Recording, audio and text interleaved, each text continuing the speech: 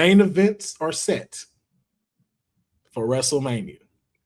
Let's talk about first the men's Royal Rumble winner, the main event. Jey Uso has selected Gunther. Oh, excuse. Hold on. No, you gotta play it. You gotta play it. Only one says it. That's says not it. how we say it. Gunther, the ring general, Gunther. Gunther. Gunther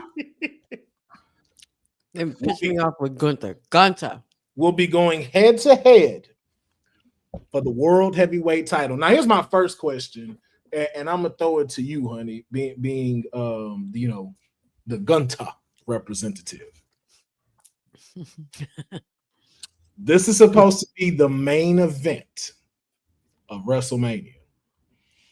Now, with Cody Rhodes, John Cena, CM Punk, all of these folks looming to be now going after Cody's title. Does this be the final match at night 2 of WrestleMania? This match? Gunther and Jay? Mm-hmm. Night 2? They get night 1. I was gonna say they get night 1.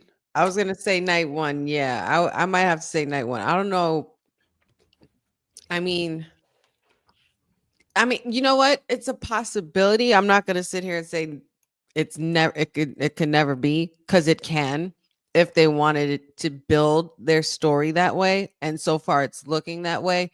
Mm-hmm. Being that Gunther is the one that got away for Jay a lot of times. So, but hey, it is a question. If you're going for a full crowning, you might have to give that night 2. You might have to, but it wouldn't hurt him either. It wouldn't hurt them either if it was night 1, because it's the same effect. It just depends on what's going on there on Cody's end. Yeah, I think it's gonna be predicated on Cody's title. Freaking more. Cody ruining the time. Would be a dope once again. A dope lasting image of of WrestleMania to have like Jey Uso holding that title will be what Kofi Kingston like Kofi Mania like Daniel Bryan sort of triumphant ending. I think that's pretty dope if he could get that night, but we don't know what's happening with Cody's title, man. Like all those names you just named could all be in that main event slide. And there's so much. We'll love to see probably the women close one night, possibly too. But so now my question is, Jay and Gunther, who walks out world heavyweight champion? Oh, come on. It's Eudomania, man. Like, it's his time at this point for me. It's got to be, right? The story lines up too well. Like he's it wouldn't hurt Gunther, because Gunther has won over on him like 4 times already. He's beaten Jey Uso every single time they've gone one-on-one, whether it was for the Intercontinental title or part of a tournament or for this time. Like, I don't think it would hurt Gunther. No, I don't think it won't hurt him. Gunther's established, and again, last year, wish he wouldn't have lost his Intercontinental title, but that's neither here nor there. That didn't hurt him as much. This title run has been really good. He has a rival now with Jay that's established, so they could run with a little bit after WrestleMania too. It's a valid story. Yeah. So I think both of them. It just stings. Like, has Gunther won a Mania yet? Was that his first one last year? Like, no, he won. No, he won that triple threat match with him, McIntyre, and Sheamus. Yes. Okay. I was trying to think. I was like, I don't think he's had too many Mania matches. Too many Mania events. Yeah. Matches. I think he's only had 2. Now that I think about it, I think he's only had 2. Why does it seem like he's been here for a while, man? No, because he had that Intercontinental title for mad long. So I'm more than positive that. No. Yeah, they said this will be his third one. Okay. Oh wow, okay. Yeah. He just didn't been there for a hot little minute. Yeah, you're right.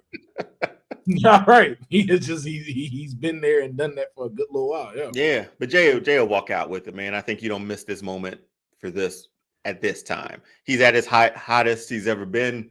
You don't want to stop that or kill that momentum. Mm-hmm. Let's give it to Jay, man. You know what? He's earned it. And I was thinking about this while watching Jey Uso's entrances the last couple of weeks. I had a thought. Jey Uso is on his way to being that tribal chief god mode champion, like in the future, in the future, like near future. Like I feel like he's no, because let's not forget, it's all part of the story. The whole bloodline story begins and ends with Jay. Even Roman said he would be the next tribal chief. Jacob Fatu, I couldn't help but realize when he said this to him, he's like, if you think that you holding that title is gonna bring that back to this family, you got or something like that. Like he was just saying, like you're gonna have pretty much no chance in getting that title. That's not gonna happen.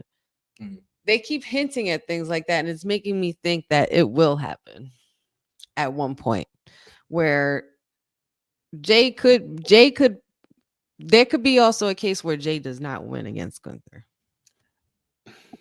There could also be a case where Jay then goes at Cody for a different kind of title shot later on. Which is why I was like, that's the one he should have picked, but that's just me. That is just me. I think in popularity, Jay would get it just because now we got to see a different side of Gunther. But it also makes me think, and we'll have this on another episode just to kind of like create the timeline of it. But it makes me wonder of what the next set of matches would be for Jay moving into as the world heavyweight champion. Because to Honey's point, had he won the WWE championship, now you got this third chapter of the bloodline story. And this is now Jay going through all of the bloodline. This is Jay going through Solo, going through Jacob, defending this title, showing like, nah, man, like I'm the tribal chief. Like imagine one of the elders from the Anoa'i family giving him the Ula Fala. And then right after that, Roman comes out. Now we got Roman versus Jay. And eventually it could lead to Rock versus Jay, because here's the thing. I don't think we're ever gonna get that. That's the thing. I don't think we're ever gonna get that. So weeks ago we talked about this bloodline story pretty much being done. Have we pivoted and looked to see like, okay, Roman's part is done with this, at least for now. Now does Jay have to carry the weight of this storyline? Him and Jimmy? It's now told from a different POV. So we got the bloodline story through Roman's eyes. Like now this new bloodline story is through Jay's eyes. And Big Jim. Don't forget Big Jim. And there's Jim, and now we're also looking at things from a new lens. Now we're looking at it from now the Timu bloodline perspective, the perspective of Jacob. Big Jim is Falcon from Captain America at best. Okay. We're not gonna see it. Funny. No. Falcon was great. What you like? Falcon was great, but are we gonna be like, all right, it's time for Jimmy to be the main star of the story? Okay, I'm hearing some underlying tones about a movie that just came out. Oh yeah, I can't wait to talk my shit about Captain America. I can't wait to talk my shit. I cannot wait. But we're not going to go on that side quest right now because we definitely got to keep it moving. So we've talked about the first Royal Rumble winner. Let's talk about the next one.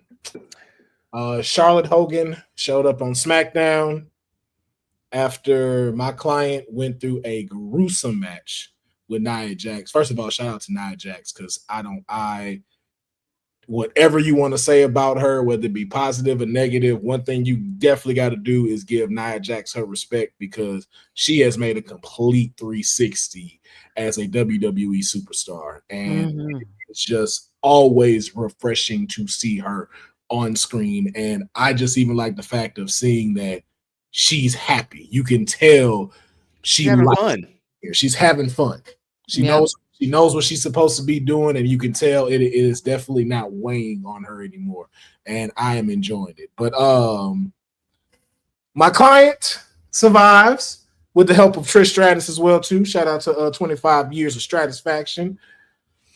Legend. And after the match ends, Charlotte Hogan comes out, lets everybody knows that she has chose to get on Tiffy time, as she will be challenging Tiffany Stratton for the WWE Women's Championship at WrestleMania.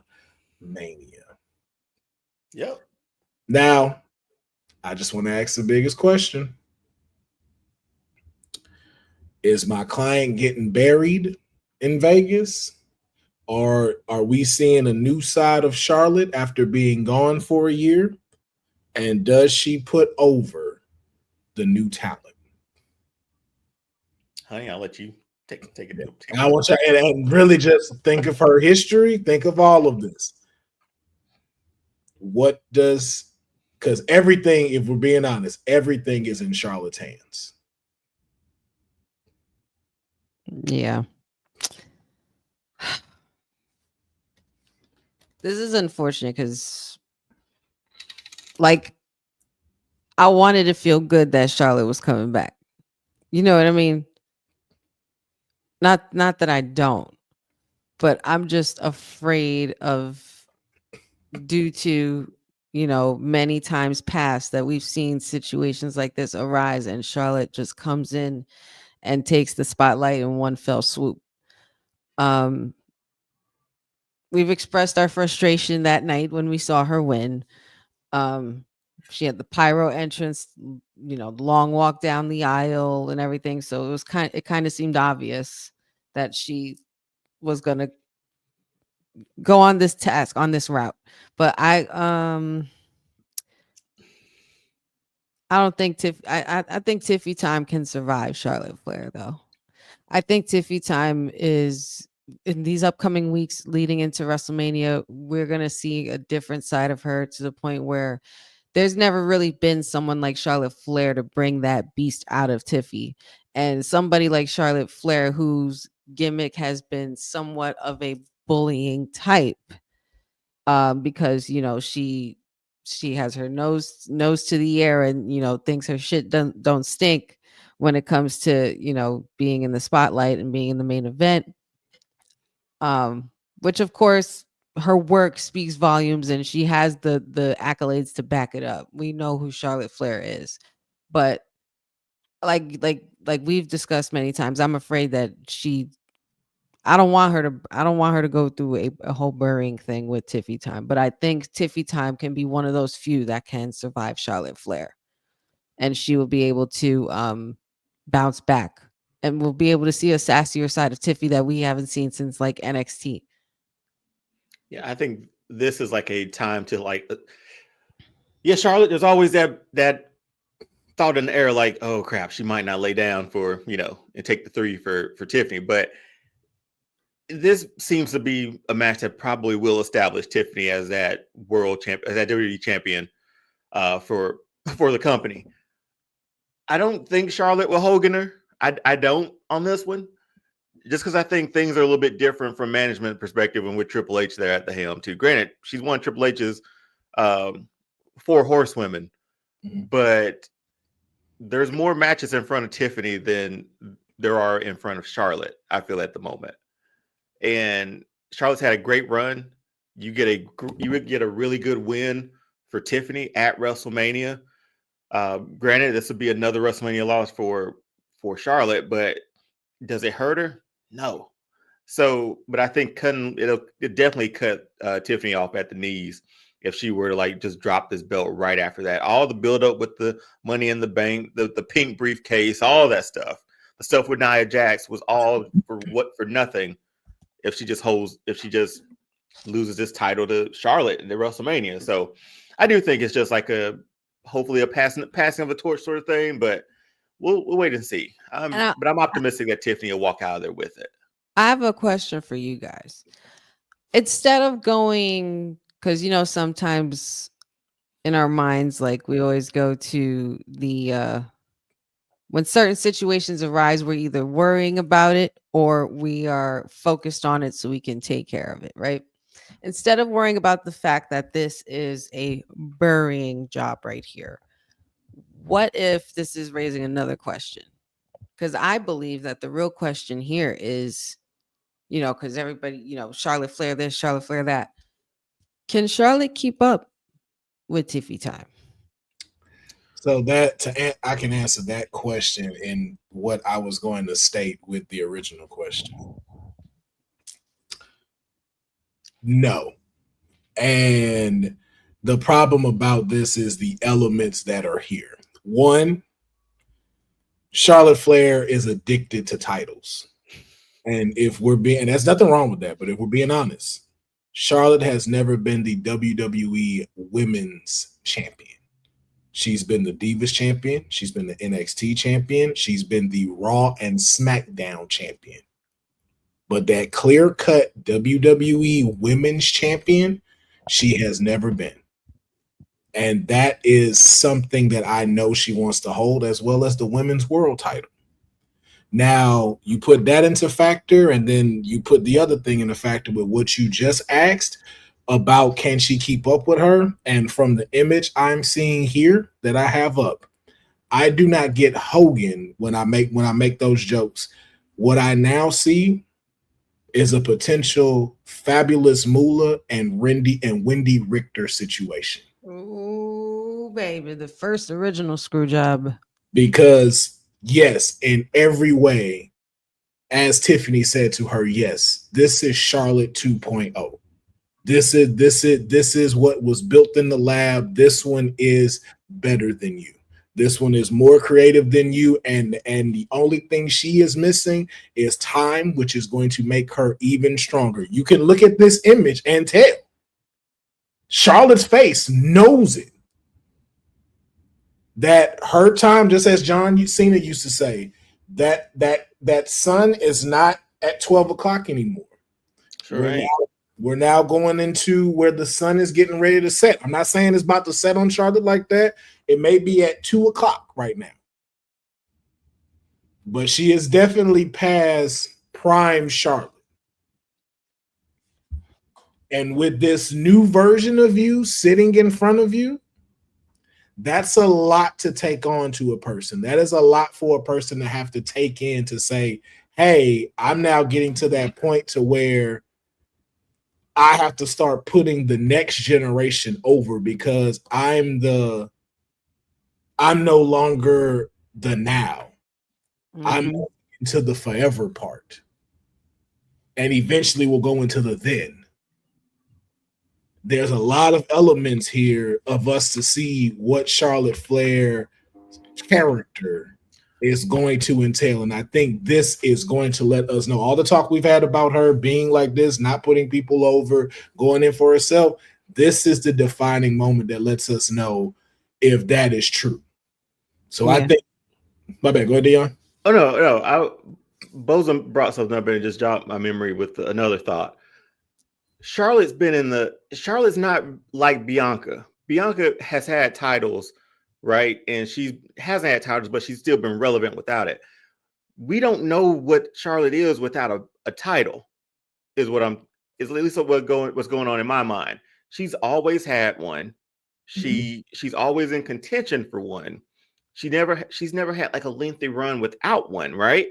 So yeah, like the title is her full-on identity as that character. It would be great if we got more character work from her where there wasn't a title involved. Like that entire time Roman had them all. Seth Rollins built that character, right? Drew McIntyre built a character that wasn't surrounded by championships. Mm-hmm. I think that's been sort of a bit of a disservice to her too, because they keep putting her in these matches too. And she obviously got the weight to move that needle too, but I don't know her without a title. Divas NXT title, Divas title, like she's held them all and been in contention for them all the time. Mm-hmm. I think that's what I don't know what else she does if not chase titles, which isn't a bad thing in a company of championships, but who is Charlotte Flair really if she doesn't have a title? I think that's a good story to sort of go in because she can't get that title back. Let's do that run. Like, let's make her a loser. let's make her a loser. A Charlotte with nothing to lose would be like almost kind of what we're gonna see with Trick Williams. Yeah, but the difference in Trick Williams is Trick Williams still has a journey to go through. It's difficult to teach an old dog new tricks. Tell me about it. And so with you spending majority of your career, you're a 14-time champion. Mm-hmm. And like we said, that prime Charlotte, we're past that now. So it's like, what do you do? How does she look in putting others over, elevating the business, not outside of just holding it as the champion? Because it's different when you're being chased. It's different when you're not even in the chase at all. It's Bayley, pretty much. It's Bayley the last like year or two. But Bayley had a great strategy for her to do because her characters, the swap is what helped her make the leap. Mm-hmm. Going from the ribbon and the hugger to the new one, that gave her a new purpose. That gave her a new outlook on how to go. But we also know too, Bayley puts people over. Exactly. Yeah. Even from we know she's not a fan of her, but even from a Mercedes Moné point. Mercedes Moné, even in her thirst for title runs, she still knows how to put people over. I've never seen her bury anybody. Same thing with Becky. Becky went through so many transitions because originally they didn't even think she was going to make it. Nope. And then to now keep going to the man, big time Beck, she was able to keep changing. Even again, Mercedes Moné, the blueprint. From the boss to the blueprint to the CEO, she was able to consistently elevate. Charlotte Flair has just this. You think Becky throws Nia a few dollars every now and then from merchandise? Because if not for busting her face open like that, I don't know if the man becomes. We would never get them. We would never have the man. I gotta take her to dinner like every year, do something. I don't know. I already said she's the man that made the man. She's the best horsewoman. I don't care. I was just saying, I gotta break Nia off, man. Thanks for busting my face. This was face open. But yeah, you had to take that. And so if it wasn't for Nia not giving a shit, not really being fully into the business, y'all would not be on the trajectory y'all are in now. So it's just always crazy to see. But for Charlotte, this is a lot to put on her plate. And that's the thing, and too, of like, I don't want it to seem like I'm shitting on her or disrespecting what she's done. I'm just now looking at it from a psychological standpoint. This is as big of a match for her as it is for Tiffy. Because this is, what does your next phase look like? Mm-hmm. If you're not in the title picture, if you're not holding a title, what happens? What does it look like? Mm-hmm. If you're not the main event, if you're not the star, if you're not the queen, what does that look like for you? Man, that's tough. I mean, if you got to put her with another titles, I mean, we got a U.S. title and Intercontinental title. She's never won. Yeah, she's never won. But again, that's us putting her around championships again, though. You know, she always has to be, and some people are deservingly put in that picture. And I think Charlotte might be one of those people. But man, I think there needs to be like some sort of journey for Charlotte so we can see that grind again, or see her change up her style a bit. And let's also keep in mind, you're now in an era where you're not wrestling the same three people to make the women's revolution matter. All this talent that you have under WWE, you need to find your place in this. Like, you need to fall in somewhere where you might be able to fit in, find a storyline, find some chemistry, somebody you could work with, and there's lots of them. Yeah, and just to be honest with Charlotte, like, there's a lot of people out there that I don't know if you go toe to toe with. Like, I know it's really jumping ahead of the horse, but I believe Julia will run circles around you. And we should be excited about seeing those matches too. But and we are, Deonne. Yeah. But the question is she gonna be excited? Right. She gonna be able to go, hey, I'm no longer the talk right now for this next year. My job is to be like Bailey. My job is to help put this next generation over. Am I capable of doing that? Mm-hmm. And that's just the biggest question for me when it comes to it. So as much as, like I said, I don't want her to get buried, I will just say that as big as the stakes are for Tiffy, it is the same for Charlotte. And Charlotte has a lot to think about in how she makes this match go.